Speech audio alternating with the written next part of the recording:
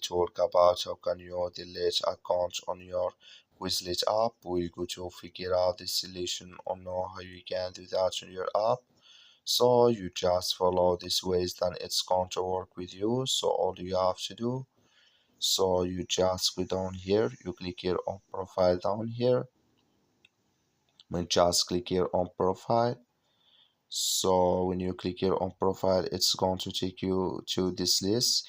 It's going to show for you like this here. You click here on your settings, then you come to next step here. It's going to show for you like this. You go down, just keep going down here. You click here on delete account. So then you click here on continue with Google here. So it just switching to open with you, and you click here on yes delete my account, and it's going to delete with you.